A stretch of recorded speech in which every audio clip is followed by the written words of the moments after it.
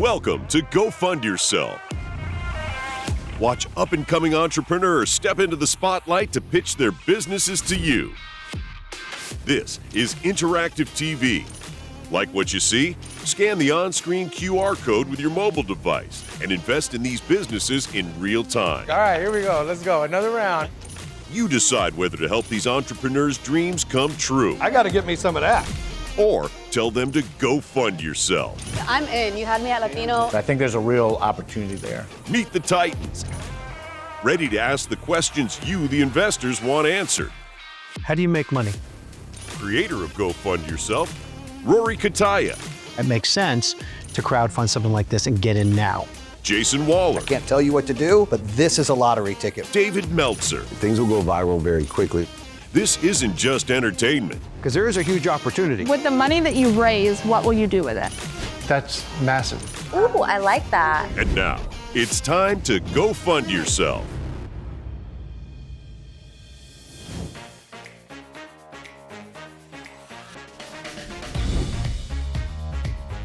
Joining the panel today are guest titans. Wing Lam, CEO and co-founder of Wahoo's Fish Taco, and Shannon Carlson, president and founder of Curator24. And here to bring data transfer into the future is Charles Yeomans, founder and CEO of Atombeam. Our technology applies to virtually every machine in the world. This technology, we believe, is going to turn into a very big deal. You very well likely, in the next few years, will have it on your phone, in just about anything you could name, because everything needs it.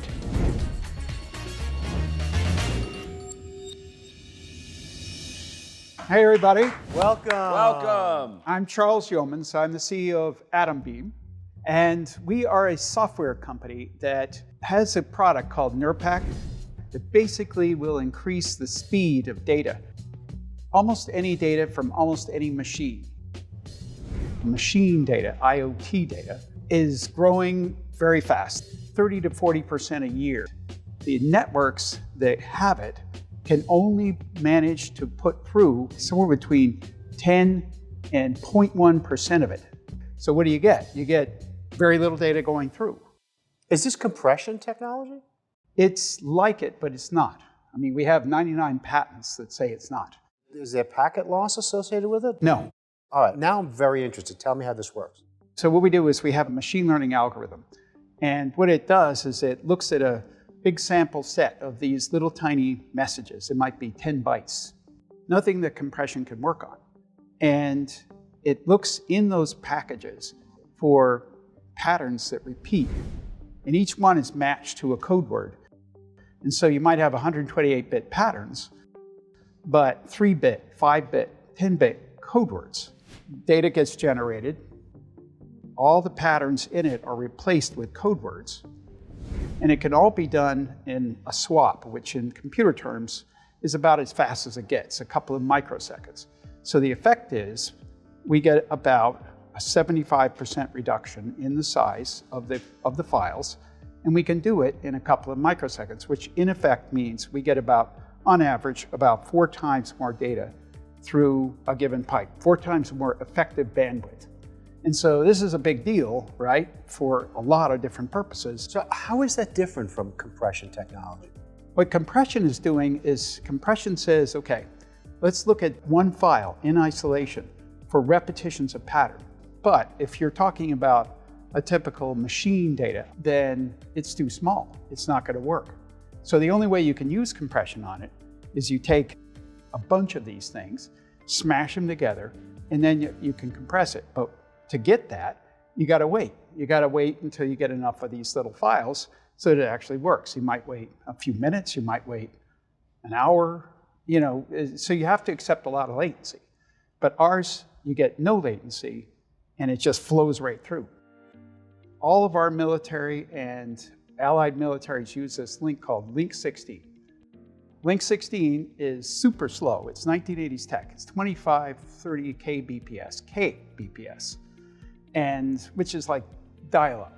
So if you're the military and you say, how long is it going to take to replace the hardware, to upgrade the hardware, and how much would it cost to upgrade the hardware and literally 10,000 nodes, 10,000 places where this is.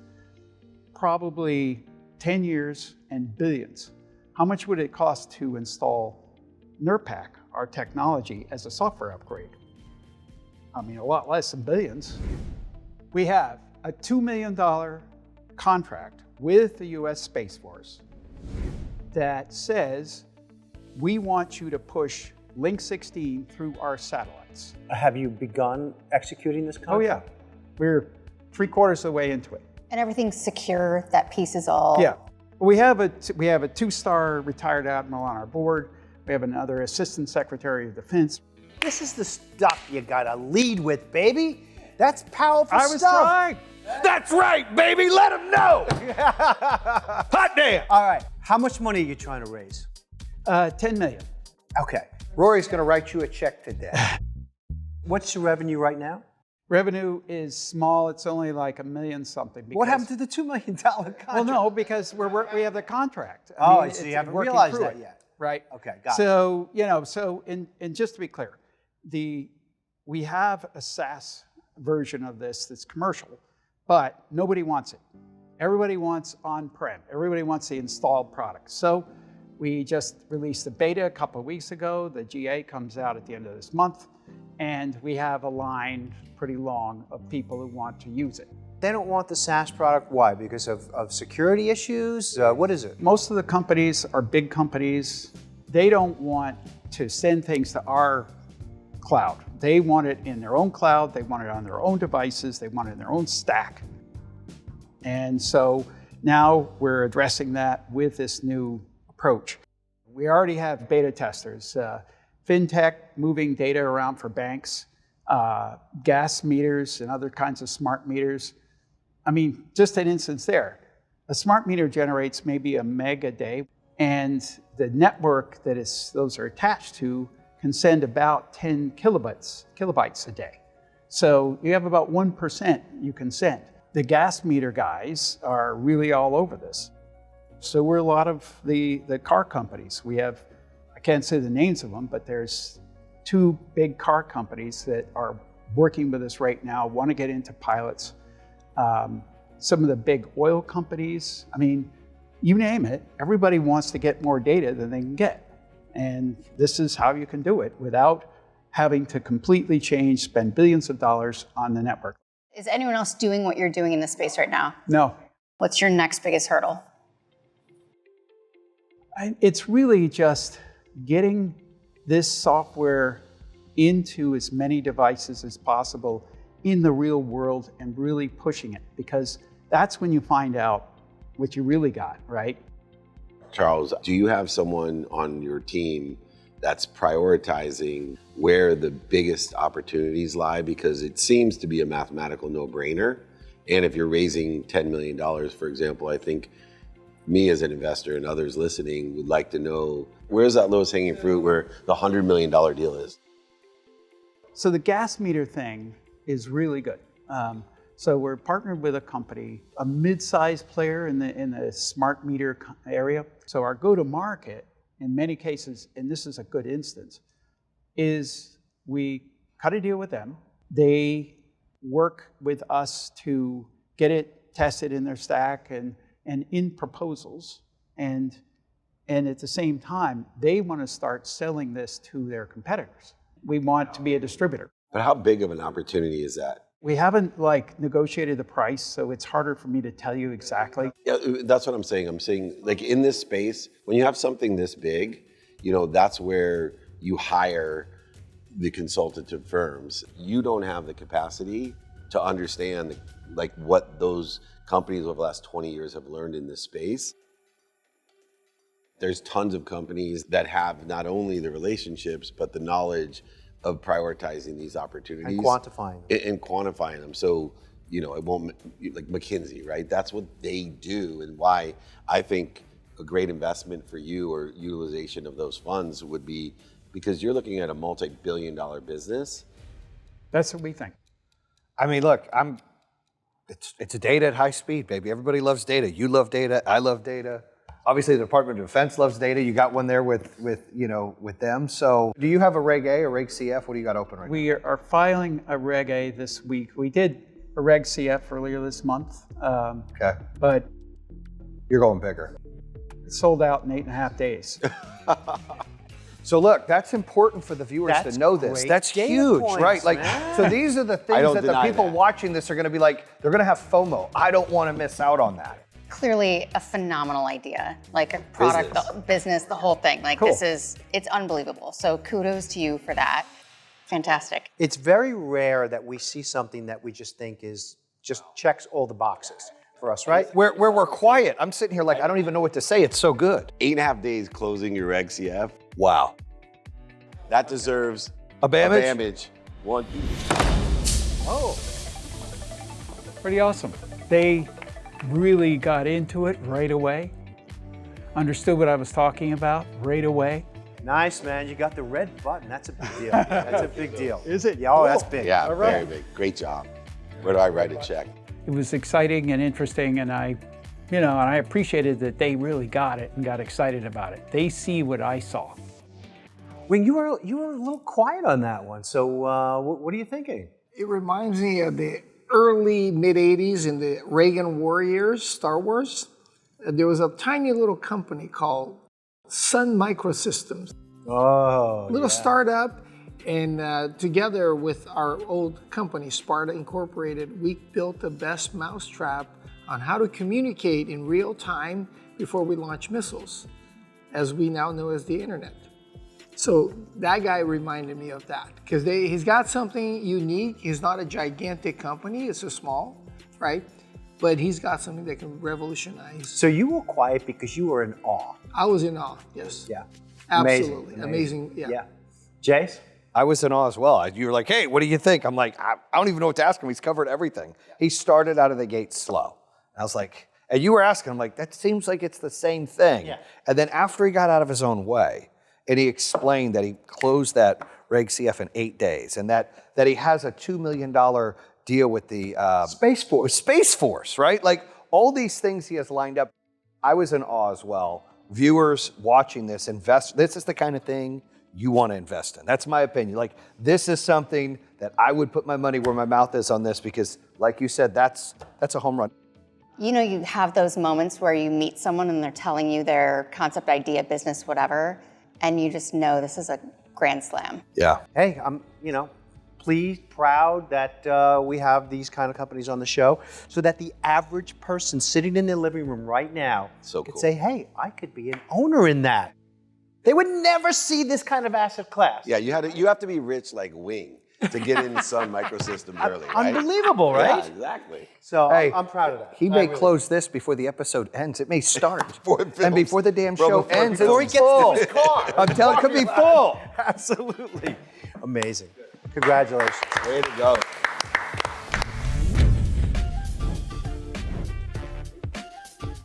I think Atombeam is the software company of the future. They're solving a problem everyone's facing. Dude, that sounds awesome.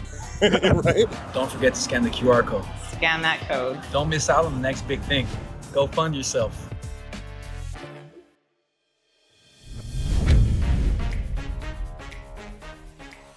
And now joining our panel of titans, our author, speaker, and entrepreneur, Chelsea Hewsome, and Ted Haberfield, president and chairman at investor relations firm MZ Digital.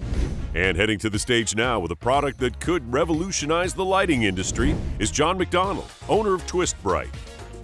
Twist Brite is a revolutionary new bulb that I invented. This is a great opportunity for me and my company, and I'm hoping to become a name brand across America, somebody that they can trust and rely on. That's what I'm about.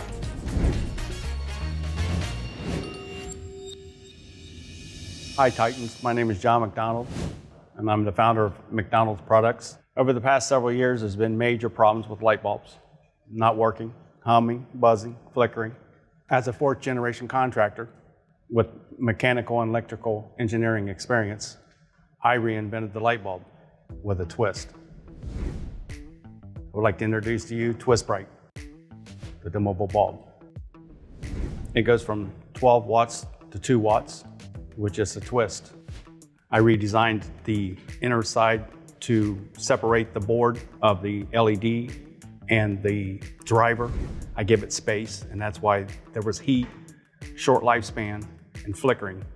And by putting my switch in there, that stopped the buzzing and humming. So I created the world's best dimmable bulb. Okay, that seems pretty interesting. So show us how that works. Simply just twist. Righty brighty, lefty less lighty. Doesn't heat up? It doesn't get hot because it's LED, and then I also got a heat shield in there, and I separated the components to keep the heat down for a longer lifespan to give it 10 years. And I noticed that a lot of LED bulbs don't work really very well if they're on a dimmer. Yeah. So I could see this thing selling like hotcakes. What do you think, Chase? Where are you at with this? Have you sold any yet or no? Okay, what I did is I had companies reach me to license it, which I didn't want to take that route. Okay. Why not? Because it's my baby, and I want to make it grow, and I know what I'm going to do with it. But licensing gets you paid, and it's still your baby. I take my time, and what I did was I sent a team out, hit the streets, did surveys. That's how I got my pricing. What is your price point? My bulb is $19.95, and you know, everybody loved the price. That's where I got the price from, is the people.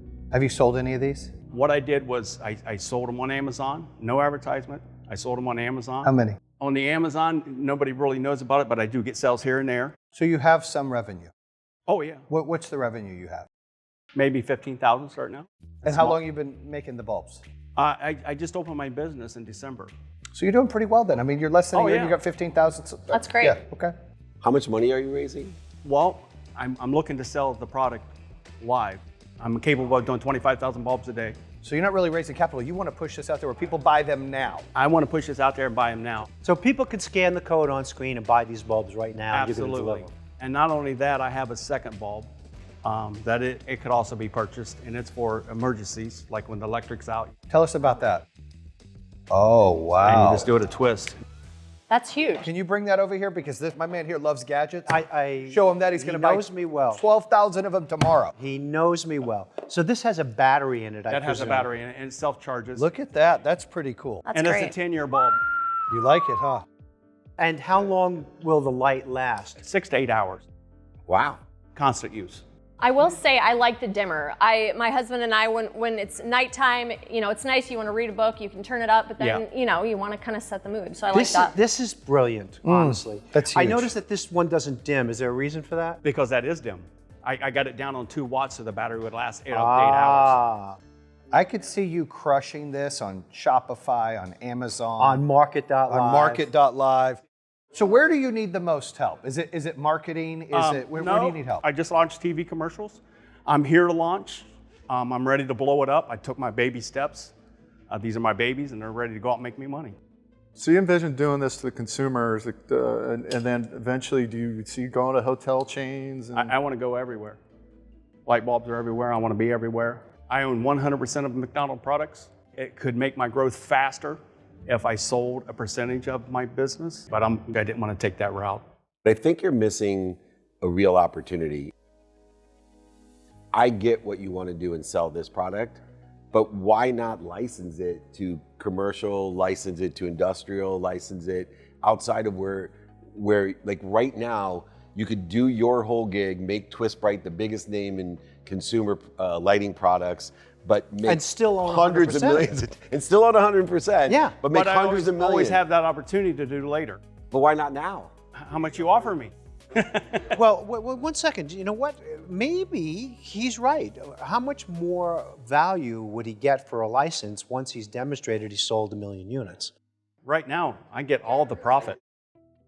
I disagree. Like I would say that just because you sold 1 million units, the people that do industrial lighting will see the value. They'll pay him millions and millions of dollars for it. When I've done licensing deals in that space, with literally no product, here's the innovation, I'm licensing it, there's millions of dollars. They don't have to prove that in the commercial space it's sold. And here's another thing. You know, I built this name, I built this brand, and I don't want somebody that had problems with their light bulbs selling my product. They're patent protected? Oh, they're patent, yeah. I got 2 separate patents filed on them. I took my time and did everything right. Wow. How much money have you put into it? When I started, I had $2 in my pocket. I was remodeling the kitchen. And I wrote the concept down on a napkin and showed a couple guys. They loved it. So then I got on the phone, called my attorney. I didn't have the money, but he said, you know what?